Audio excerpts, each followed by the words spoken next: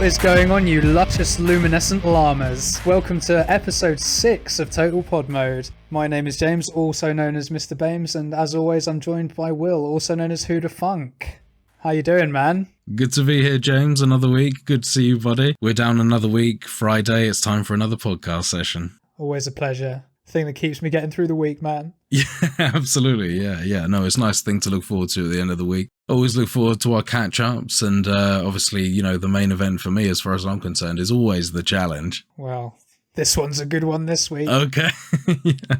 Strap in. Oh, God. Are we going to need to switch this around? Do we get straight into the challenge? Ignore the catch-up. Yeah. I don't want to hear what the fuck you've been doing. Let's talk straight about the challenge, man. Oh, dear.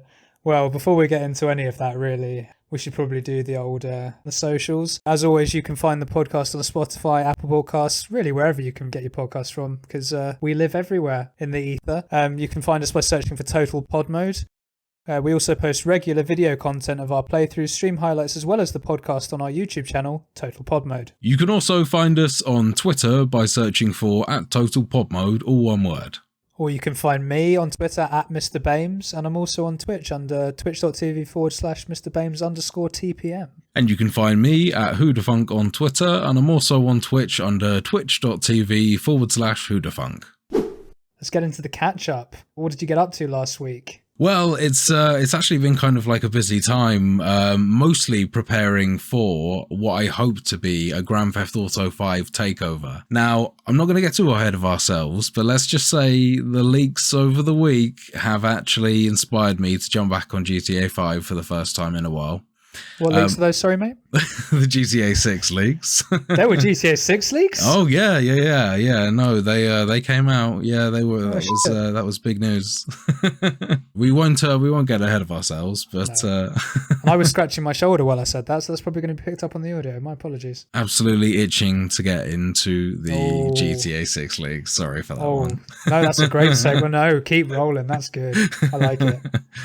I would have put a lot more time into actually playing the game had I not spent about 2 hours trying to get the TPM logo inside the logo editing engine for the crew.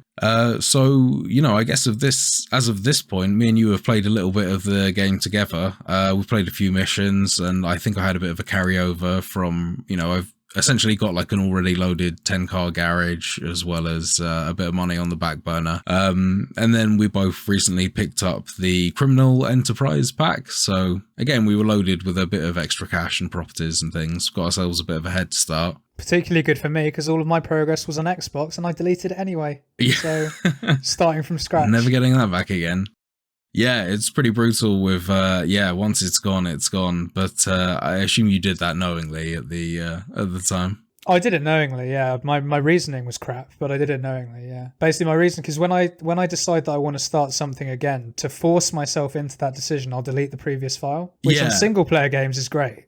Like, it really gets you kickstarted. On an online thing where you've won a bunch of stuff and have loads of money and have all your properties and shit already. You really shoot yourself in the foot. Yeah, definitely. Got better genetics this time, better parents. Yeah, who did you actually pick as your parents? The guy was called Benjamin. I can't remember what the lady was called. Ashley, maybe, or Emily or something? Okay. Not sure, can't remember. So you didn't go in for any of the, the GTA fathers, the John Marsden daddy? No, didn't do Marsden, didn't do Nico Bellic. I did fuck with doing Claude from GTA 3, but he's got very distinctive features. Yeah, so his angular face. Yeah, and his nose is really flat if you take the side angle view as well. Polygonal. Polygonal, yeah. So no, I don't know if Benjamin is another character, but possibly as an NPC or something like that from one of the games, but yeah. Perhaps. None of the mainline ones. Maybe it's like Stories from Liberty Cities? Exactly. Yeah, like or Chinatown Stories or whatever. I never played any of those, so it perfectly well could be. Yeah, no, I can't say I did either. No. But yeah, so we're actually running and active as a crew now. We're rolling together, and after James had a bit of an unfortunate brush, a taste of what it is to be an absolute low-level newbie in a free mode session. Yeah, toxic cunts. Yeah. Just absolutely haunted the whole time, completely hunted by the server, blown up. Literally horrible. Yeah. First hour I played, I think I got blown up 3 or 4 times. I had one guy follow me, just bipping his horn at me, and it was that horn that you were using that kind of sounds like it's a scary song. It's Like that it's parody the of it? GTA 4 theme tune, but done in a car horn. Oh, really? Oh, is that what it is? That's what it is, yeah. It just sounds like the horn's ever so slightly out of tune. And that's why it sounds kind of slightly haunting. Yeah, and it was kind of like salad fingersy in a way. Yeah. It was really odd. A lot of yeah. music sounds quite creepy when you play it in slow, actually. It suddenly takes this kind of eerie, ominous tone to it. And when that's following you around constantly, honestly, it was doing my head in. And couple that with the fact that when I first logged in, my stuff hadn't come through yet for the Criminal Enterprise bonus. That's right, you had to wait a day or two, right? I think it was a day. Hmm. I think it was a day.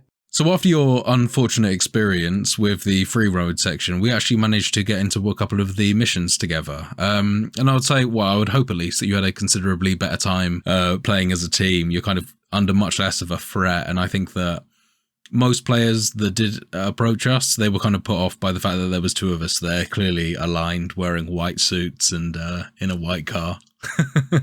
Yeah, no, it was definitely much better actually being part of a team and actually doing something, because obviously when I was just in there jamming, I was just driving around waiting for stuff to spawn in, so I was just sitting duck.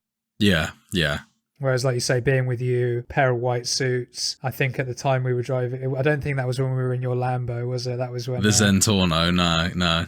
That was a car that I earned sort of from a lot of my sort of playing from before, years ago, when I was actually, still kind of really grinding and hitting up heists and things like that. Yeah, I remember I had a Coquette. That was my car that I saved up ages for to get, because I played originally. I played online when it first came out. Yeah, and I seem to have been one of the few people in the world that had no problem on day one.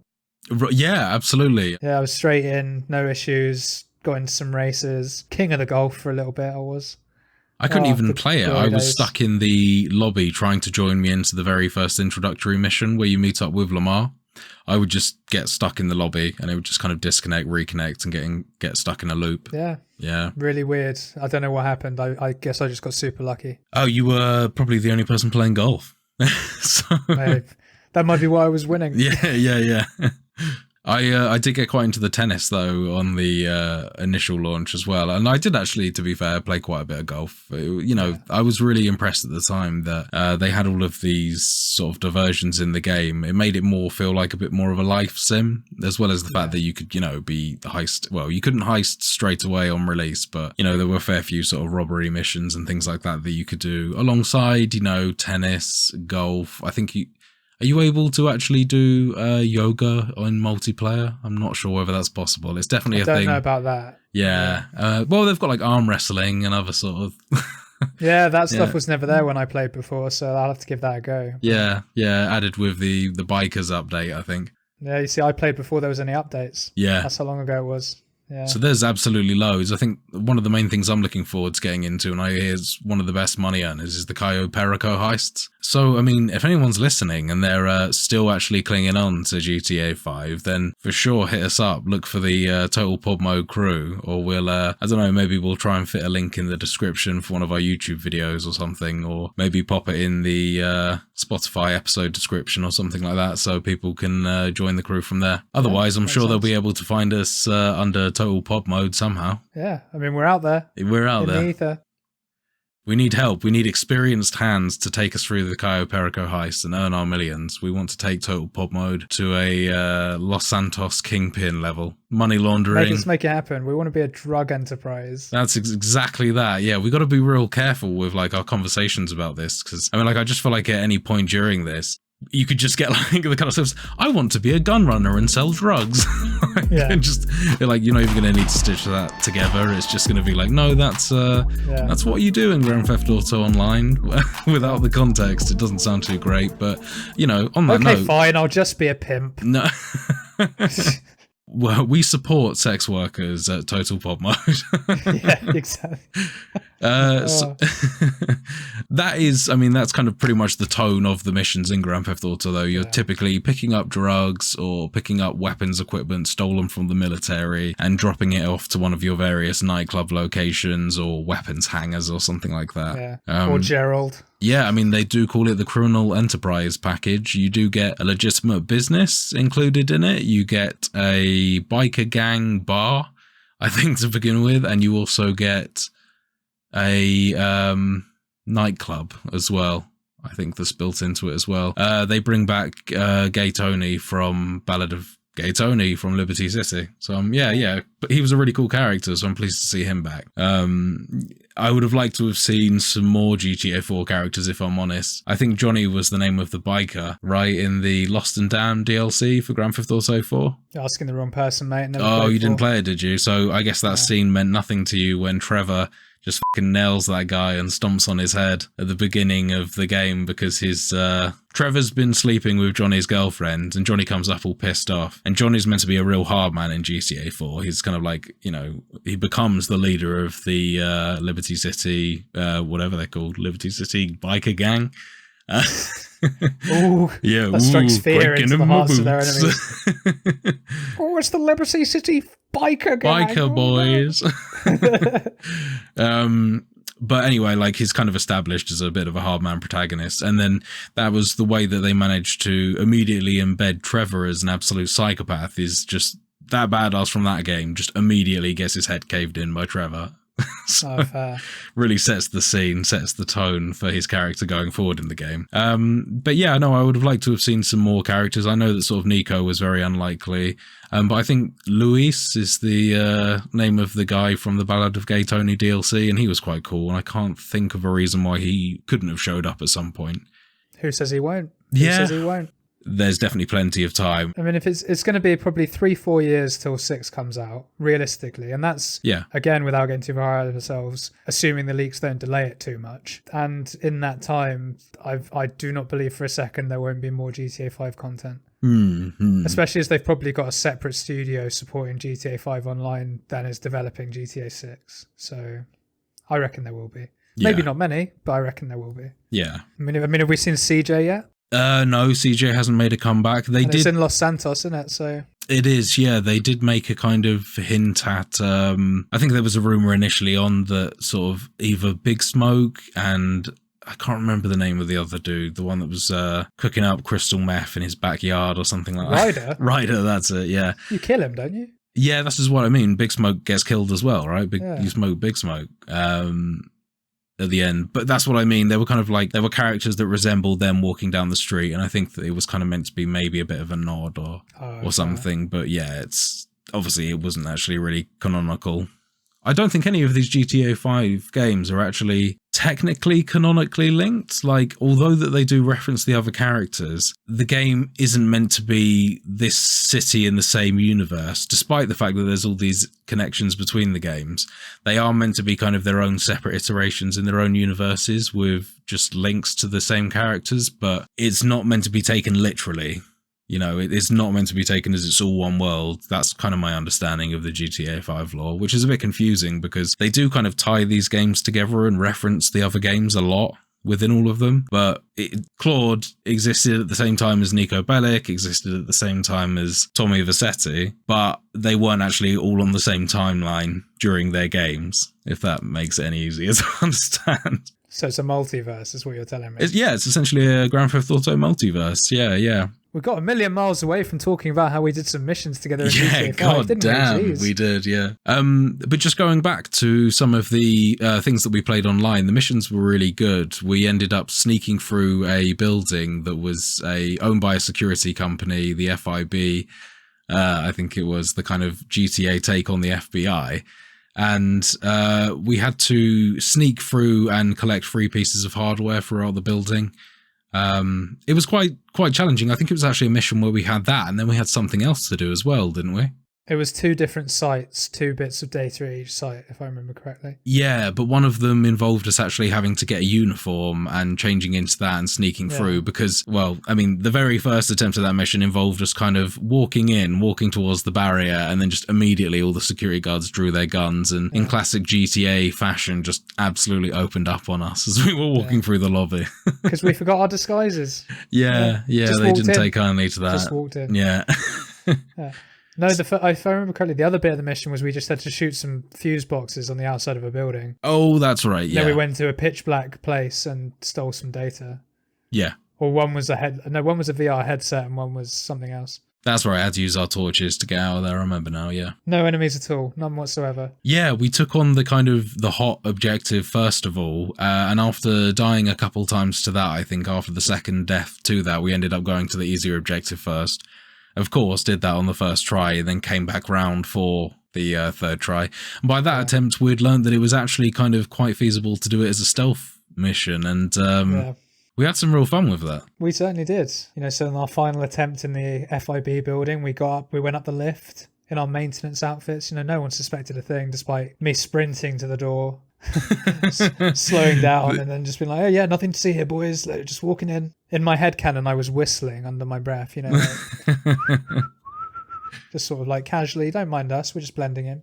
Yeah, and then we got up the lift, and in our previous attempt, what we'd done is we just walked straight forward, and people were like, "Who the fuck are you?" Yeah, and started shooting, and we actually killed everyone. To be fair, yeah, we just caused a massacre. Yeah, we just got murked by the police on the way out. But then on this particular occasion, we actually got in, and we were actually tactical about it, and it was kind of on the mini map you had Metal Gear Solid-esque cones of vision. That's right. Yeah, So that allow you to sneak past. And we attempted the old dual takeout, and the first one was brilliant. It works remarkably well. I was actually quite surprised, to be honest with you. We did the actual sneak takedown, but it was like a perfectly synchronized attempt. And blow me down, it perfectly worked. It felt like we were playing Splinter Cell for a second. It really did. Yeah. But then what happened the second time when we tried it? I forgot to crouch, I forgot to sneak attack, and I just kind of ran up and just socked the guy, like sucker punched the guy, but didn't actually knock him out. So is that why you headbutted him instead of doing the shoulder chop? Was it headbutt? Was that what I did? Yeah, you headbutted him. Okay, right. I might have headbutted the guy, and then I did follow up with a kick to try and pacify him further. Didn't work. He yelled out, and by that point, the whole building and we did end up causing a massacre again. This was like a really coordinated, good attempt that we did here. It is. And it would have worked if it wasn't for that damn crouch button. Yeah, I didn't clock that I wasn't actually sneaking at the time. And if you're just kind of in your regular standing mode, you kind of, headbutt the guy instead of doing a cool sneaky move, and it doesn't work out so well.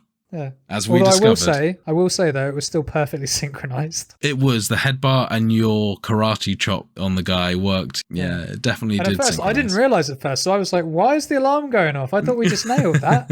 And then Will was just like, "Oh, man. I think I fucked up. I don't think I was sneaking." I was like, "Oh shit!" But then we got out. It was fine. Yeah, we kind of had a much more coordinated attempt there. I think actually what happened, didn't it, was I tried to get out the building, then I got shot, and then I spawned outside the building. I was then able to kind of recover our car, and then I did a kind of pull up outside. We finished them off and then hopped in and drove off. Pretty much, yeah. Mission complete. I was just holding off the police in the inside of the building, waiting for you to get back, and then you got back. We waited for the opportune moment and did it. And yeah, and once we'd finished off that little heist, we got a cool little 20 grand each or something. Yeah, something like that, Nice little money in the pocket. Was that enough for us though? No, of course it wasn't. Our thirst for blood was not yet sated. Certainly wasn't. Nor that sweet cold hard cash. Them Benjamins. That dollar bill, yo. So what we did was, we were just driving. We went to go to a shop. We actually went to go buy some snackies so that we could recover some health during these. Hey, all that heist and shit, that takes a lot out of you. You need to get some meteorites and some P's and Q's. And then we get some cigarettes and some booze as well. And whilst we were there, we thought, fuck yeah, let's hold this guy up. We've just bought all this stuff. Maybe shoplifted a little bit too. Yeah, and you know, these things happen. And then we would get driving away. The police, for some reason, got involved. I'm not quite sure why. I'm sure it had nothing to do with the fact that I popped him in the head after he'd given us the cash. I'm sure that was nothing to do with it. No, but it was, we weren't wearing masks or anything, so I thought kill the witness. That's, fairly standard thing to do, right? Standard, yeah. I may have also shot someone on exiting the store as well because no witnesses. Yeah. Oh, yeah, fair enough. Anyway. And as we were getting away, Will just piped up and said, "Hey man, there's another like 3 stores down here. Do you want to..." It's just like a line of stores. Should we just rob them all? And and as the upstart young criminal that I am in GTA 5, I was like, hell yeah, let's do this. So we jumped out, robbed a second store, I believe. Again, I think we just popped the guy in the face because we had no time to be... Yeah, at that point, I mean, we were already kind of criminals in the eyes of the law, so we might as well double down. I mean, we're going down. We might as well go down in a blaze of glory. Oh god, so yeah, we robbed that store, and then I think I got killed, and weirdly, after I got killed, Will was still being chased by the feds, right? I just spawned with no wanted level, about 3 paces away from the shop. So I can just drive about, I can, I'm having a great time. Picked up the next car. Yeah, picked up the next car, and I think I might even have gone to another shop. Yeah, I think we hit our 3 stores all in all. Yeah, I was kind of lurking around on that one, keeping the police busy for the third attempt. But yeah, it was a nice little Bonnie and Clyde moment there. Absolutely rinsing it. It's not a real good money earner, I will say. You only get maybe something like $250 to $350 a pop, isn't it? Is it that little? I thought it might have been like 2.5K instead. Is it really that small? Oh yeah, not from the tills. Yeah, you don't get much at all. Oh right, okay, yeah. It's more of a kind of a fun thing to do, isn't it? Just a little bit of aggravated burglary, just as a fun there is an thing. achievement for robbing all the stores as well. So it's all progress, baby, all progress. Oh geez. With that said though, that really was kind of the only game that I actually played over the last week, and I used up pretty much all my game time on that. So why don't you talk about what you've been up to this week, James? Because I hear tell that someone's been playing Still Rising. Well, finished, mate. Completed it. Absolutely crushed it in a week, no less, right? In 3 days. Jesus, nice one. Yeah. So at the start of the week we had a bank holiday in the UK, and I thought, what better thing to do than to crack on with Steel Rising and see how it goes, because I'd been really enjoying it since I started playing it sort of a couple of days before, and I just got really into it over that weekend, really, because I believe I started playing it on the Friday of the pod. I think I jumped in for a quick hour or so, but yeah, I just carried on playing with it, and I was really enjoying the story. I was really enjoying the combat. Everything was really good, and yeah, I just ended up completing it. My Steel Rising playthrough was 20 hours, and that was with every single side quest, at least I assume every single side quest, and doing all the, I explored everywhere pretty thoroughly. I think I'm sure there's stuff I missed. I don't suspect for a second that I found every single weapon and things like that, but certainly most of them. Still shorter than I thought it might be, because Greedfall, if you do absolutely everything, is potentially up to 35-40 hours. So I was expecting something similar, but no, it was about 20 hours, and honestly, that I don't mind a game that length. Star Wars Jedi Fallen Order was about the same length, and both very good experiences, very different experiences, of course, but they're both quite story driven, both sort of heavily focused on the combat, and both very, very good fun. I think as long as they kind of pack in a lot of good content within those 20 hours, and it actually feels quite sort of handcrafted, and they've put quite a bit of effort into either like a good storyline or really good map design, or really good combat systems or something like that, or a combination of the three, then it's always gonna, I think that you've got a kind of a recipe for a pretty solid game. And it sounds like you would agree that Still Rising kind of goes there as well. I absolutely would, yeah. I've said many times at this stage that I really liked Spiders, the developer, and for me this was another hit in the box for them. I've not played a game of theirs that I've not liked so far, and I think I've played 4 of their games: Mars Warlogs, The Technomancer, Greedfall, and now Steel Rising. And I compare it to Jedi Fallen Order in terms of similar style of game and length. I will say the Jedi Fallen Order has a much better world, because there's all the different planets. The levels are a lot more intricate, right? A lot longer and much more painful to get around. But a lot more money behind a game like that as well. Yeah, EA and Respawn versus Spiders. Yeah, different kettles of fish. But I can't say enough good things about Steel Rising. Really, obviously it wasn't perfect. There were some things that you see and you're like, that's not ideal. Like, so for example, there were some buildings that you could go into where if you looked closely, you could be like, this is a copy and paste of another building I was in earlier. Right? Yeah. It happens still in games. But no, the weapon variety was good throughout. Would I have liked to have seen a few more combos? Yeah, sure, probably would have done. But I've been spoiled with games like Dark Souls and Elden Ring more recently, where you can do so much. But no, yeah, thoroughly recommend it. The story's pretty great, I thought. I was going to say, give me a quick overview of the storyline. So without going, and this will be very vague, because in case any of you want to play it out there, and you yourself as well will. But essentially it's set in the time of Louis XIV and Marie Antoinette. Louis XIV has gone a bit mental, and he's commissioned a, professor type jobby. Right. I don't really know what he is. An evil scientist. Kinda, yeah. Called Cagliostro, to build him a robot army. And I don't want to say it, but you find out something about how the robots are, how they work and things Oh, like that. okay. You are a robot yourself, and you are sort of part of what I'm not trying to tell you about because it's part of the story and all. And you find out about yourself and your origins and things like that as you go along. And the ultimate end goal of the game, is to stop Louis XIV, because what his robot army have done is they've essentially massacred the people of Paris. Okay, right. And is Louis XIV the final boss of the game? I'm not telling you. No? I want to know how the final boss was. How did you find that if you completed it? He's not the final boss. Okay. The one thing I will say about this game is, compared to a Souls, which you have to because it is a Souls-like, yeah, it was challenging, but the bosses were pretty easy. Okay, yeah. So you didn't get like hung up on a particular boss for too long or anything like that?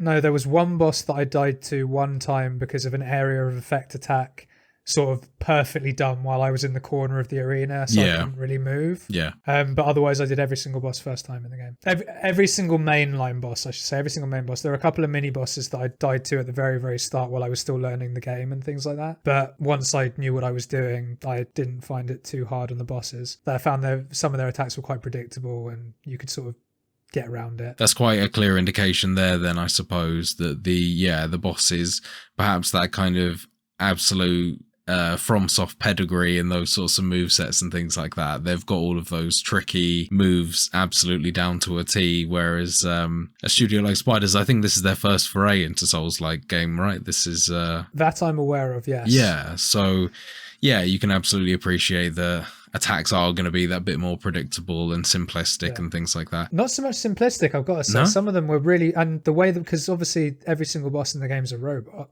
Right. So you can do some really cool things with the designs and some of the stuff they can do, like, without getting too much in spoiler territory. You've got things like flamethrowers, you've got things like electric AoE attacks, you've got explosions, you've got all sorts of things going on. Does elemental damage play? Yeah, it sounds like it does then, if you're describing ice and things as well. Not so much damage as effects, I would say. Okay, you can freeze so obviously people. You can freeze, you can stun. burn. It's not so much stun, actually. I don't really know what the electricity one does. I think it stops your stamina from regenerating or something like that. Because obviously you're a robot too, so if you're having an electrical surge, you wouldn't be able to sort of recharge as much. So things like that. But what I will say is the general levels that you go around with the mobs and things like that, that was excellent in terms of how they did it. They didn't do... And I'm sorry, Dark Souls 2, but they didn't do a Dark Souls 2 where they just had loads of mobs in one place for artificial difficulty at times. Yeah. It was done really well. So you might have up to 4 enemies on you at certain points, but they were all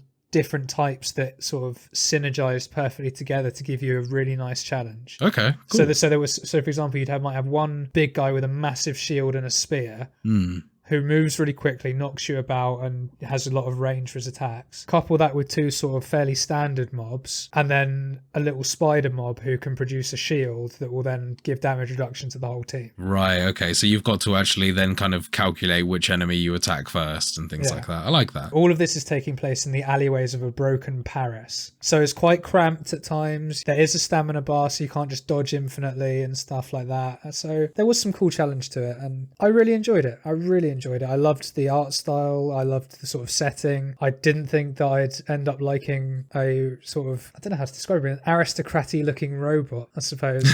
I didn't think that I'd sort of be that charmed by that character, but I really was. Aegis is a great protagonist, and I can't really say too much more about it. It's in my opinion, Spiders have knocked it out of the park once again, and I can't wait to see if there's a follow-up or if there's a different IP but in the same sort of style, hopefully with a little bit more money behind it maybe, because I really had a good time with it. But you definitely wouldn't be sorry to see another Souls-like announced by Spiders anytime soon. I would be all over it, man. I mean, they're probably focusing all their time now on Greedfall 2, which has already been announced. I would love to see Spiders have another crack at a Souls-like. Again, hopefully with a little bit more budget, maybe a little bit more time, because I could be talking utter nonsense with this, but I feel like the development of this game might have been sort of somewhat compromised by COVID. Right, okay. Yeah. I mean, any game released kind of in the last year or two you'd imagine has been impacted by it somehow. Yeah, so, with a full development cycle with no issues like that, possibly a little bit more budget behind them, because hopefully this game sells well. Go out there and buy Steel Rising, everyone. I thoroughly recommend it. You've definitely sold me. I'm absolutely going to have to pick this one up. It just sounds like it's really worth the investment, really, in terms of it. Yeah. I'm definitely going to pick this one up. I'm really looking forward to giving it a try. The details that you've given me, as long as some of these screenshots and footage I've seen, it definitely appeals to me, kind of following in that similar trend of Souls-likes, and it has passing resemblances to Bloodborne as well. So yeah, very much looking forward to giving it a go at some point. I think with that, mate, that's probably covered our catch-up for the week, because I didn't play anything else other than those two games, and something we'll be talking about a little bit later. Well, good effort, man. You kind of about played as much actual game time as I did in the week, as well as completing Still Rising. I just got a bit carried away with setting up the Total Pod Mode franchise. Yeah, worth it though, mate. I did the groundwork. I laid it in, exactly. Yeah. But no, with that, I think, as I say, that probably covers the catch-up. So now let's move on to some news.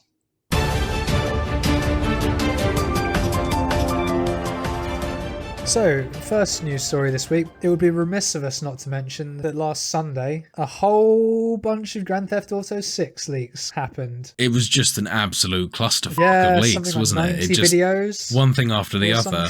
Absolutely insane, the amount of material that actually came out about it. They're saying this is the biggest leak in gaming history. The article I've got in front of me says massive and unprecedented leak. Absolutely, yeah. I mean, it's just a Rockstar game has never been spoiled on this scale before. And I think that the team over there are understandably really gutted about this. I know that GTA releases and GTA reveals play a massive part in terms of the marketing for these games. I'm sure you remember the GTA San Andreas introduction, as well as like the GTA 5 bit where Michael's walking down the street. They're just quite memorable intros to these worlds, and that's kind of been robbed of them in one sense, because obviously the game is still heavily in development, as people can see clearly from the footage that was leaked. Yeah, absolutely. But it's just a shame it's happened in the way it's happened, because as you've alluded to there, with Grand Theft Auto especially, Rockstar are always very, very secretive, because they know how big a cultural icon it is. They want to keep as much detail as secret as possible so that they can actually build the hype organically. Not that they need much help building it, let's be real, but build that hype organically. The game comes out, and even if you sort of know what it's going to be, it's still great. You're still like, oh hell yeah, because I mean, we all sort of knew that it was potentially going to be a male and female protagonist that you could switch between. We all sort of knew that it was probably going to be in Vice City again, and because I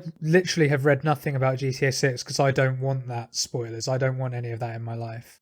Yeah, I tend to avoid. And I was aware that the general sort of consensus was, it was going to be a Bonnie and Clyde type deal. There's going to be a male and female that work together. And the big rumor was, this time we really, really, truly think it's going to be back in Vice City. And I was aware of this without trying to read anything, in fact, actively avoiding things. Yeah, I'm kind of much the same as you, though. I do avoid any sort of GTA rumors because I do look forward to every release, and haven't been disappointed so far with any of the titles. No, I haven't at all. I mean, as I say, I missed out on 4, but I started it on GTA 3. Vice City is probably my favourite one, and then San Andreas is awesome too. And 5 was excellent. Like the single player, we've talked about online quite a lot in this episode already, but the single player campaign in 5 is just an absolute masterpiece. So I knew nothing about 5 when that came out. I knew eventually just before I got it that you could be 3 characters, and I couldn't wait to see how that panned out. But not knowing anything else about, I had no idea you were going to be able to do heists. I really knew nothing. So that was all great. And that's why this is a bit of a shame, because whilst, as you've sort of said earlier,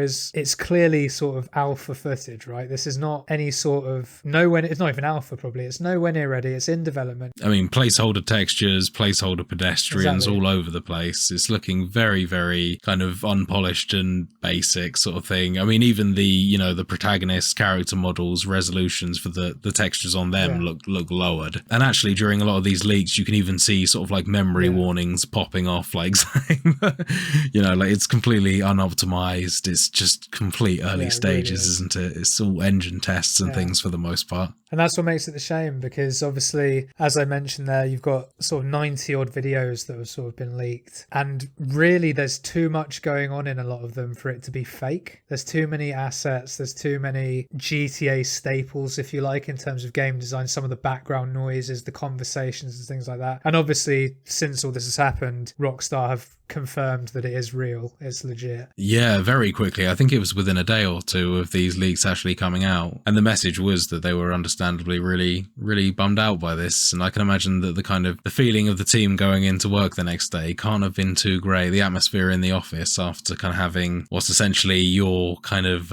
your baby, your brainchild all being leaked early. It must have been quite disappointing. Absolutely. And the other thing that this has unfortunately shone a light on is the security of people home working compromised to such a degree that people can hack and steal their stuff. Because my understanding is, from reading up on this, is that a fair amount of this work was being done remotely. It wasn't necessarily all being done in GTA HQ, wherever that might, Rockstar HQ, should I say. I think a lot of the development work was being done at home. So that's unfortunately shone a light on that could potentially lead to people being forced to go back to the office and things like that, which, whilst maybe not the biggest deal in the world, is still, that's going to affect some people really badly, I'd say. Absolutely. I think that following the pandemic, a lot of people have sort of gotten quite used to working from home now. And, I mean, that could have potential impacts on, employment within studios. If people are really keen to work on a project, then they'd obviously be willing to come into the office. But, you may well lose staff potentially that are being now forced to come back into the office. Yeah, exactly. And it might be that some people that are working on the game could only do it remotely, like different countries maybe, or things of that nature, and they may now not be able to continue on the project, which obviously, if you're a young developer or a young programmer or whatever, and your dream is to get into gaming,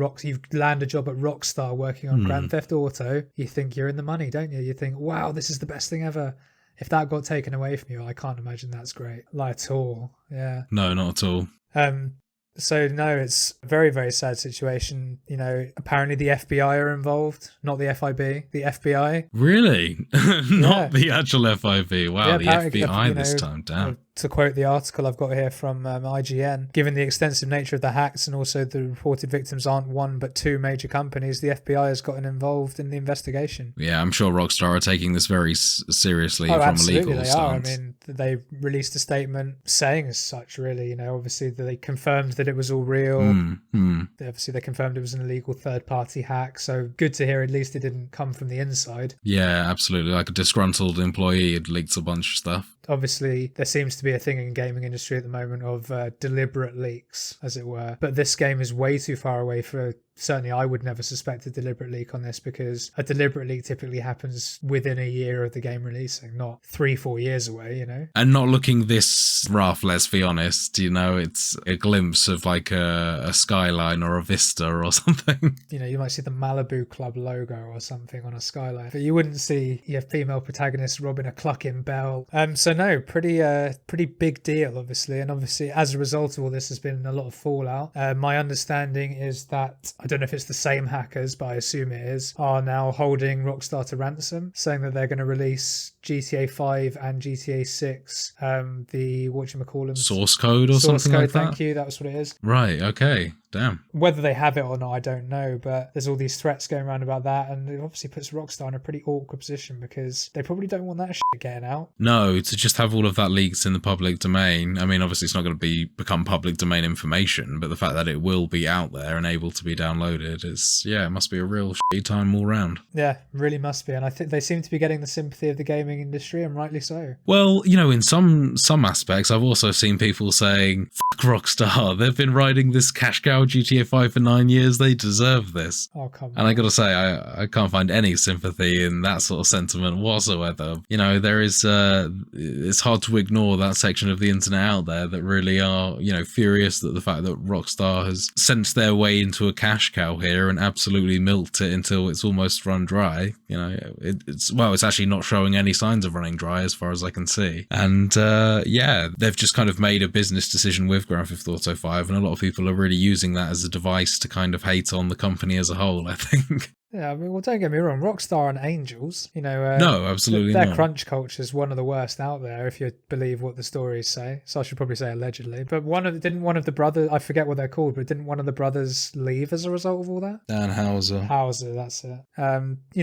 Not specifically as a result of that, in terms of that's not what was announced, but that's kind of why he left. So, don't get me wrong, Rockstar don't deserve sympathy on all fronts, but something like this you wouldn't wish on any business. I mean, you can say what you want, Rockstar milking a cash cow over. They built that game from the ground up and it's done really well. It's evolved over the years. It's been phenomenal. Obviously you need to earn the cash and grind the game to actually earn a lot of the stuff, but all of the DLC has been free. They haven't charged a penny for any of the additional content over the 8 or 9 years that it's been running. So yeah, fair play to them from that front. I think that's absolutely fantastic. Exactly. And if they continue to make absolutely stellar single player campaigns as well, then, why wish that not to happen? Why would you fuck with that, And I bet all the people that are saying, oh, they're dicks, they've just been milking a cash cow, I bet you fucking bought the game. I bet you fucking played it, didn't you? No, I wouldn't mind betting that as a result of these leaks, that GTA 6 probably delayed. I reckon it's probably added genuinely maybe a year or two to the timeline. But I wouldn't mind betting that what we get at the end of it is something fucking excellent. Yeah. And don't get me wrong, this is not me giving this a silver lining. I think these hackers are complete cunts for doing this. I can't understand their logic at all. This doesn't favour anyone at all. It's completely useless to everyone. Some men just want to watch the world burn, James. Don't fuck with a good game while you're doing it, alright? Go fucking leak The Sims 5 or some shit that no one cares about.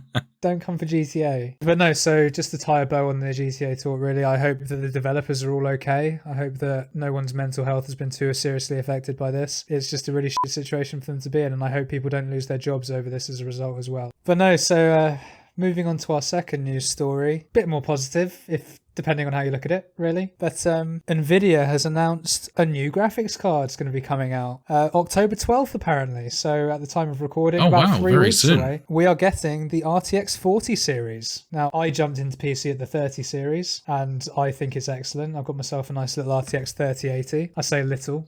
Big. It's a chunky boy. Big boy, yeah. You need to get the big boy case. And that's been great. I must admit, I thought that those were relatively newish, but I'm not super into the graphics card world. I'm getting more into it now that I own a PC. But apparently at the GeForce Beyond presentation earlier this week, Nvidia officially announced the long rumours 40 series video cards, the RTX 4090 and the RTX 4080. So if we assume that it's similar to the 30 series, the 4080 is going to be sort of the one that's sort of for high-end gaming, if you like, and the 4090 is going to be more for sort of architectural design and things of that nature, like the 3090 was. It has something like 26 gigabytes of VRAM, doesn't it? Or something like that, which is massive. I mean, this new series of graphics cards is like a huge increase. Yeah, I mean, so the article I've got in front of me, if I compare my 3080, which is 10 gig, they're saying the RTX 4080 will have two different versions, a 16 gig and a 12 gig. But the 4090 could be upwards of 24 gig of VRAM, this is. Yeah, so it's, as you say, probably more for like architectural applications, 3D rendering and things like that. Again, as I say, similar to what the 3090 sort of is. We have got some pricing information for this as well. For all of you PC gamers out there thinking, oh, I fancy a graphics card update, I might have a look at this 40 series when it comes out in a month's time or so. I hope you've been saving your money. We've got some bad news for you. The RTX 4090 is apparently going to be $1,599. That's roughly, I think, $100 more than the 3080 on launch. But apparently the RTX 4080, the 16 gig version will be just under $1,200, $1,199, and the 12 gigabyte will be $899 apparently. So that seems a bit more reasonable, maybe.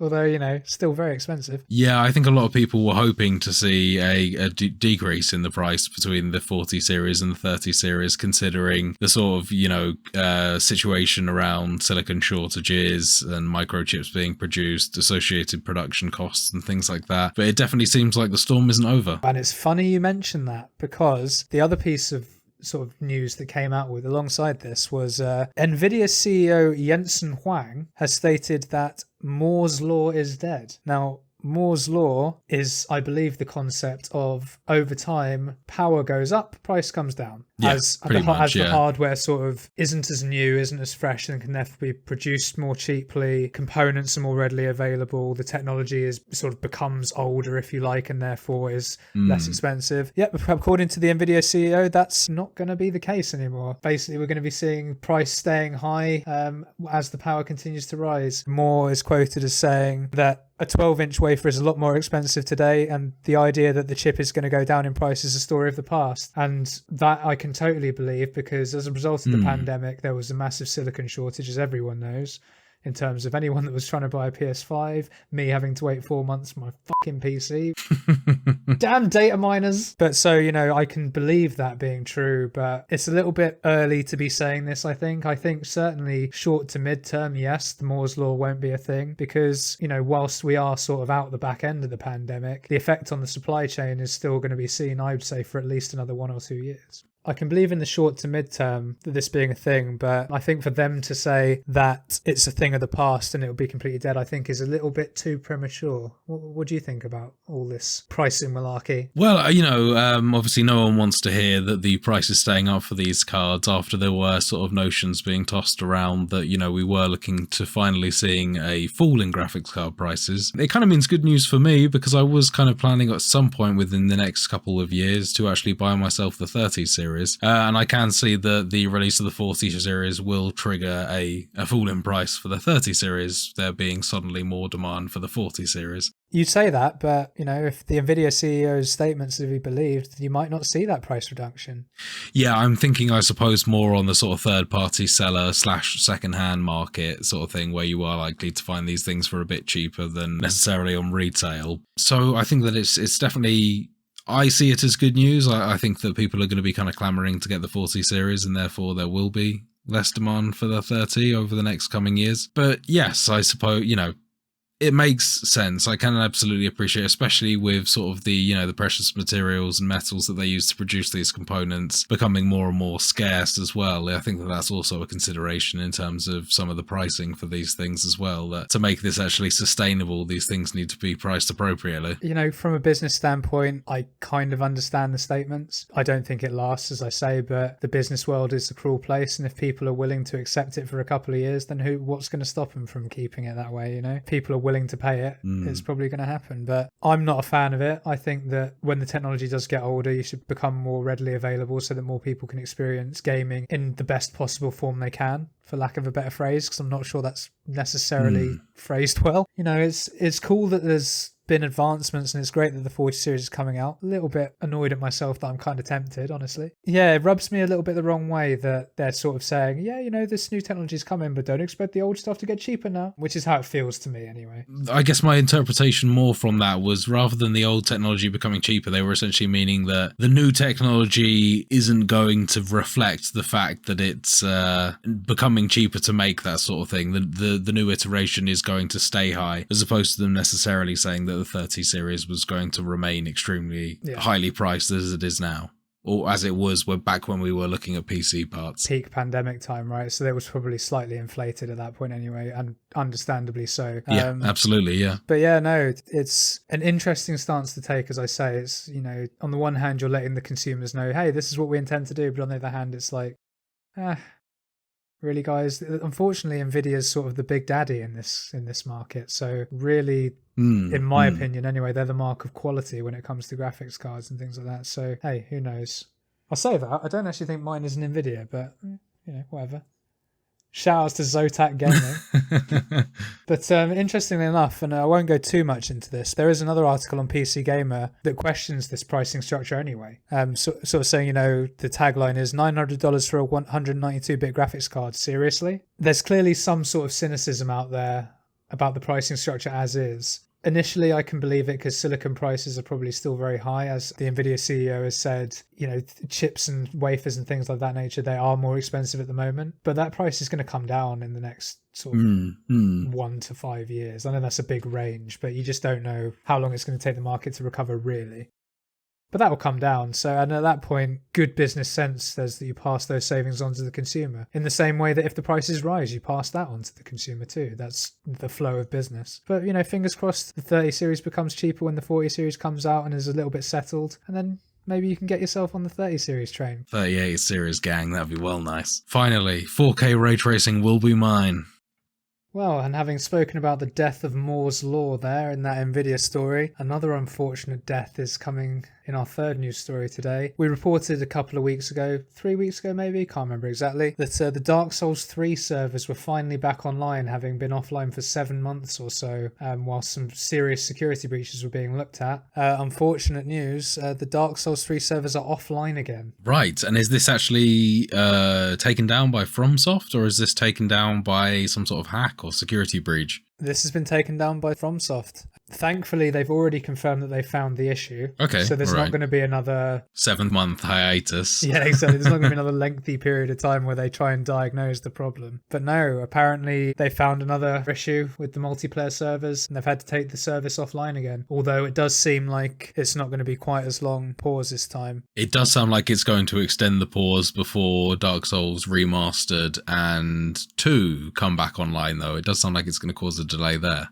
Absolutely, but if they found the issue in the 3 servers, I like to think they'd look at the issue for Remastered and 2 as well. You would think so, considering they all run on kind of the same engine, right? And yeah, exactly. And hopefully that would kill 3 birds with 1 stone, and they'd then be able to get everything back online pretty quickly. But that remains to be seen. Yeah, not a great time for those PvP fans out there. No, it's like having your toy, then it's suddenly snatched away from you again by Miyazaki. Yeah, in less than a month. It's like, oh, all you tease. That's horrible. It was all part of Miyazaki's plan. Yeah, it's just a troll. The whole thing. Yeah. Just one big elaborate troll.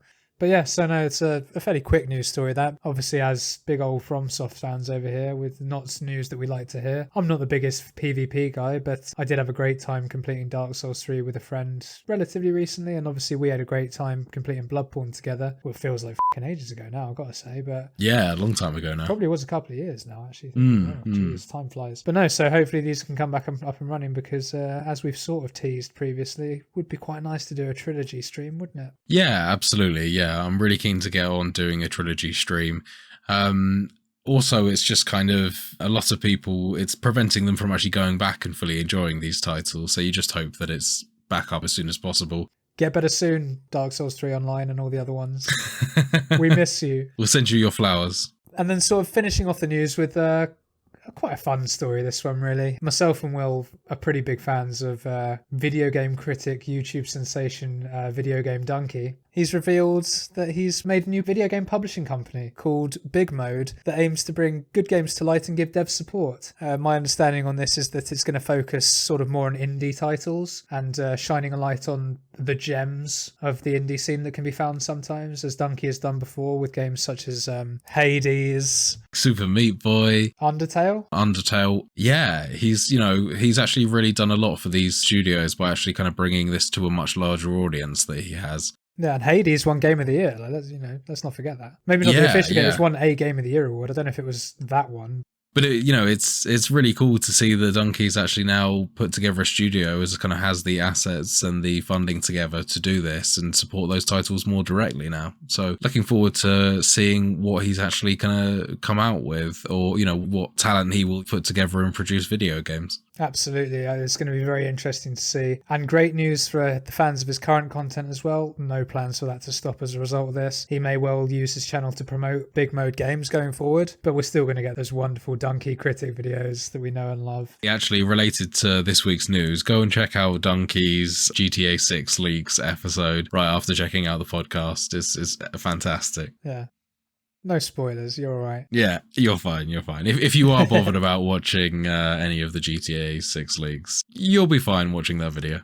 Yeah, very, very entertaining, man. So no, wish him all the best with that and look forward to seeing how it goes.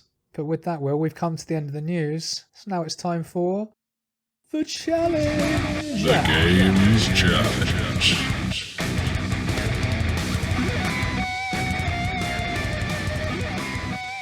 Yes, James, I've been looking forward to how you've been getting on with this one. I knew that this could potentially be quite an ask of you to get a win in Apex, as well as the damage requirement there. Because I suck at battle royales. Yeah, I mean, like I said, I thought that you suck at battle royales. I'll say it. It's true. It's true. I think in the last Apex game that we played together, you did something like 75 damage or something like that. So. In the battle royale, in the arena, I did all right. Oh, was it? Yeah.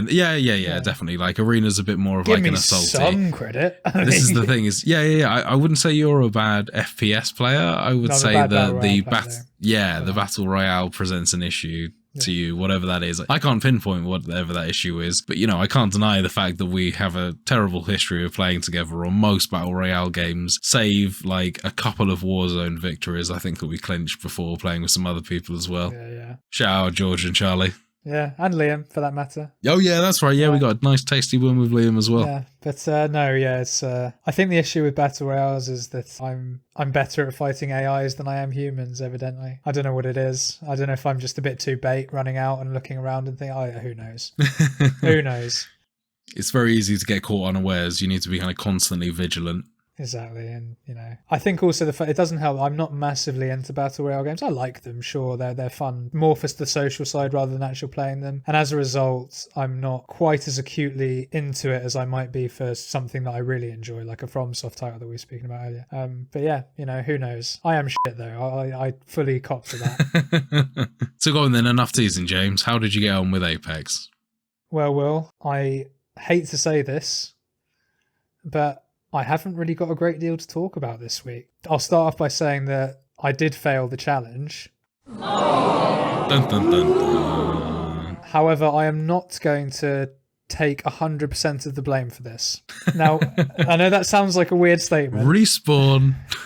You sons of bitches, Respawn. No, so, I mean, I didn't do it. That's on me. It's definitely a fail. Absolutely no excuses in that. And I'm not 100% sure I would have done it even had the game been running properly. But essentially what happened was I tried to play, I jumped on, had one game, absolutely no issue, was fine. And it actually gave me quite a lot of confidence because the challenge was get a win whilst getting at least 400 damage. And the rationale behind that was because that means I'm contributing to the team victory. I'm not just being carried. Yeah. And in this first game that I played, I probably hit with about 3 or 4 shots on one of the enemies and I did 100 damage. So that was like, oh, okay, cool. Okay, the damage isn't going to be that big a deal. And that was the thing I was most worried about. And that buoyed me up. So I was like, oh, sweet, I'll jump straight into the second game. Like, jobs are good. But then as soon as I landed with my team in the second game, a very strange thing happened. The game itself was running perfectly. And I could see this because I could see others moving around fine.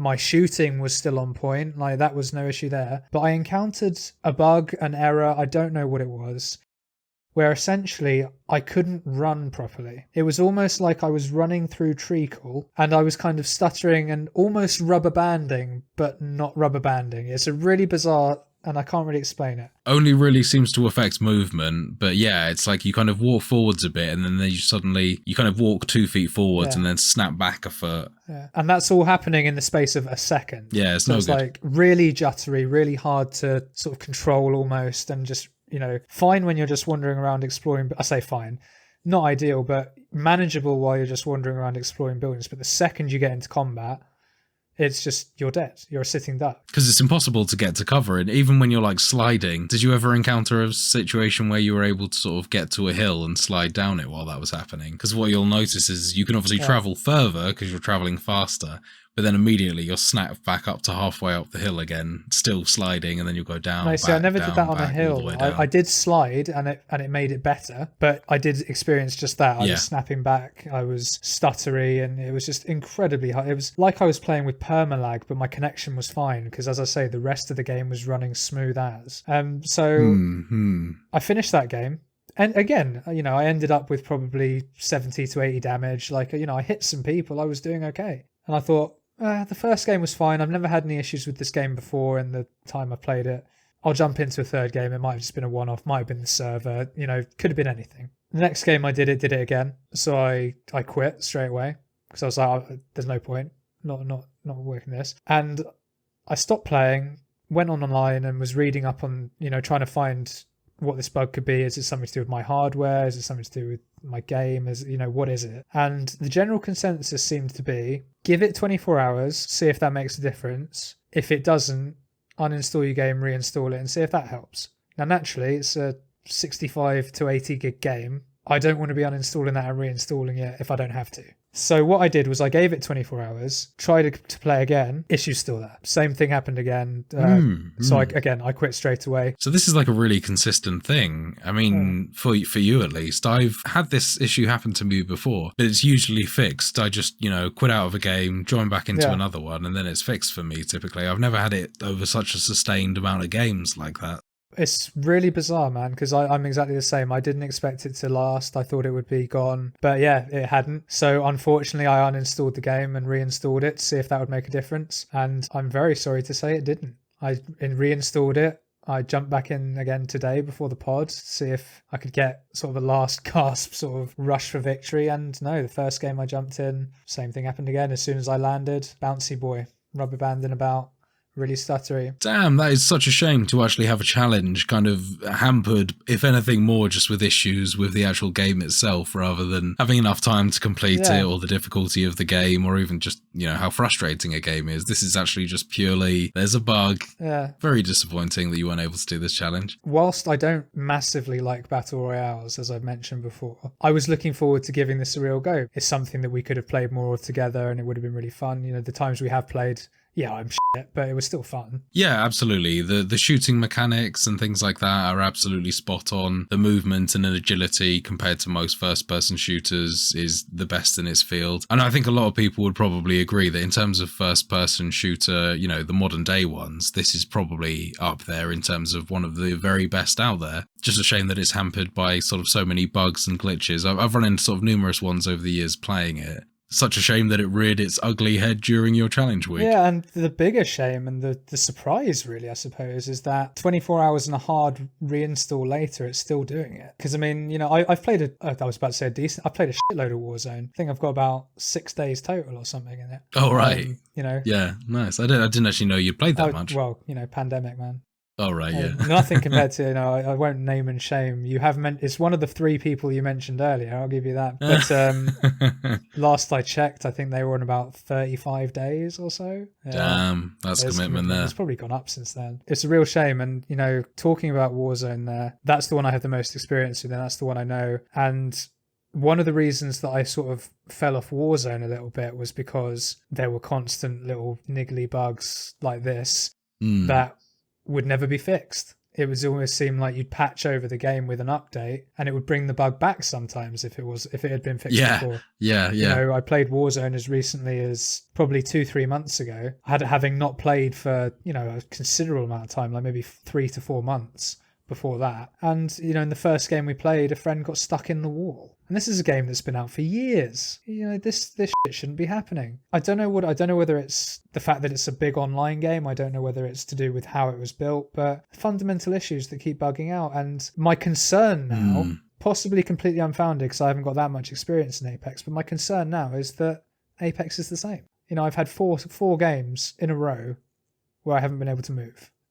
Yeah, like I said, it's you've definitely seemed to have been badly affected by it. That's the only that bug in particular is the only one that I've actually felt like I've been compelled to just quit out my game because it does just make it completely unenjoyable and unplayable. But I've always been able to bypass it by just going into a new game. So I would say that your experience, it's really disappointing, but I'd be interesting to know, in the comments if anyone wants to leave one, if it's reflective as all of their Apex experience as well. Yeah, I'd love to know that as well, because every single time I've played before it, no issue whatsoever. Definitely the best traversal in a battle royale that I've played, out of the 2 I've played, I should say.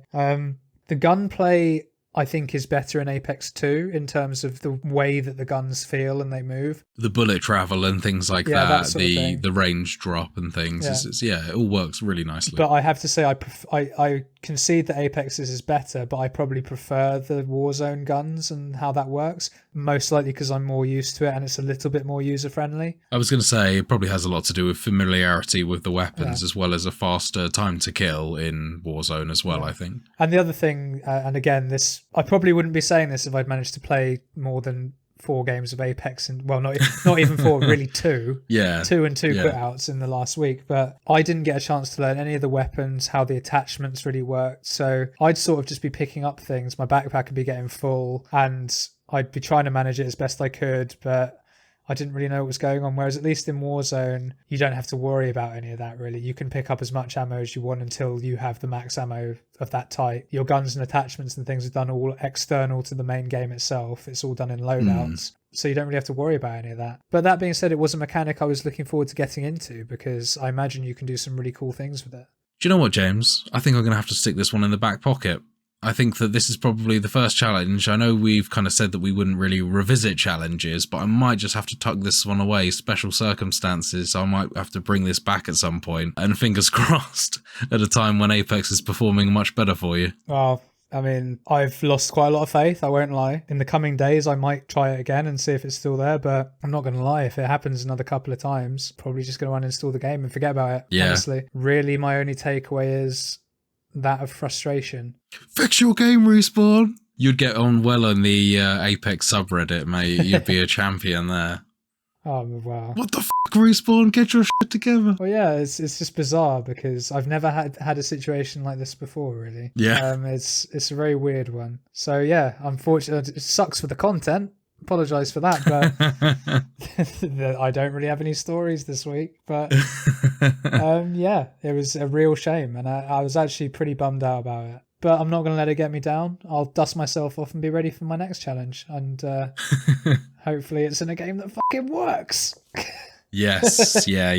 It will be going with a single player title, I think, for your next challenge. Going to avoid all online gaming for a while. But no, so despite my disappointment, I hope to give you a challenge that isn't quite as much of a disappointment. And a technical disappointment, something that actually I'm able to connect and play reliably. If you don't mind, James, I would quite like a challenge that I can actually access and play. Wow, I'll do my best, mate, because this is an online game, so... It's an online game? Oh dear, so okay, all right. Imminent network connections. This is also a little out of the blue. I wasn't expecting you to recommend me any particular online game, so I'm looking forward to hearing what this is going to be. We've played it before and we've never had issues, so we'll see if it's... we'll see. I think you'll enjoy it. I know you like the game, but your challenge this week, Will, is you got a complete Monster Hunter World Iceborne, baby. No way! Yes, oh my god! Oh my god. Okay, this is serious mode now. God damn it. Okay, am I allowed outside help? Of course you're allowed outside help. And I would also volunteer my services should you require them. Thank you. But wow. So okay. I know that you've already done Monster Hunter World main campaign. To set both of those into 1 week would be absolutely obscene. And I know that Iceborne is achievable provided you don't try and do absolutely everything in it. Yeah. I want you to finish the main quest line. I'm not fussed about arena quests. I'm not fussed about the side quests you can do. I'm not fussed about you hunting a shitload of stuff. Just finish the main quest line. Get to the end of Iceborne. I've tried soloing some of it myself, so I know some of the things that are tough, and that's why I say yes, you can absolutely have help if you want. Yeah, a lot of these monsters, just even on your own, it's going to take 15 to 20 minutes sort of thing. So, yeah, absolutely. They've got a lot more health in World than Rise, it feels like. Rise, I remember slicing through things in no time at all. Yeah, the single player, particularly on Rise, is very quick, whereas on World, it can kind of... I remember getting quite hung up on the Anjanath for a while, the giant sort of pink T-Rex looking monster that you have to chop up. I know all about them, mate, as you know. Yeah, we spent many a time grinding those after we had actually done the initial story mode hunt of them. Exactly. That was back on the Xbox, though. I just can't wait to get into this, because this is, again, it's a bit like Borderlands in the sense that it's something that I've started quite a few times now. It's something that I've never really progressed into or explored past the initial bit. So this is a great challenge. Can't wait to actually get into this one. Figure out some of the new armor sets and things like that I'll be able to get access of. You'll be able to check out some of the new monsters and variations of monsters and things like that. I think you'll be suitably impressed. From what I've seen, I've not finished Iceborne myself. I've got most of the way through it, but I think it's a good one for you, because we've spoken many times about wanting to play Iceborne, and really the sort of barrier to entry was finishing World. And whilst we've done that twice each, I think neither of us have really stepped into Iceborne properly. I think I've done like the first hunt on Iceborne, I think I've done, and then I got carried away with like the end game Monster Hunter World exactly stuff. That. I mean, in my Monster Hunter World, I ended with like a really nice set of armor. I'd been grinding one of the Elder Dragons to get a specific set of armor. And the second you go into Iceborne, it's redundant. So I sort of went into Iceborne, did one mission, as you say, and then I went back into World just because I wanted to use my new armor more. Breaking out that Charge Blade again, baby. Charge Blade gang, what's up? Hit me up in the comments. And, or if you like to play the game properly, where my Switch axe homie's at. You motherfucker. You ever talk shit about the Charge Blade again? I can't say shit. But Switch axe is better. The inferior weapon is the Switch axe. Yeah, just really looking forward to finding out what I actually got to hunt and what I get to wear, more importantly. You hunt these things, you eat these things, and you wear them. That's the kind of the main motivation for monster hunting, it appears. Their siblings with their parents' body parts. It's great. Absolutely eradicate bloodlines, all for the guise of research in captions. Yes, we need you to kill 10 of these things, drive them to extinction, because we need to learn more about them somehow. Apparently that teaches us things about them, the more that you get to wear them. Oh look, I made a fluffy hat. There you go. That's education for you. And the best part is some of the clothing items you make actually bear no resemblance to the creature you've just killed. So you got to wonder, what the fuck have you done with the rest of it? In some cases, yeah. But no, so yeah, hopefully you have fun with that. Hopefully no issues, and look forward to hearing about how you get on next week, man. Thanks, man. Yeah, no, looking forward to the challenge. I'll do it. I think you will too. So with that, I think we've come to the end of episode 6.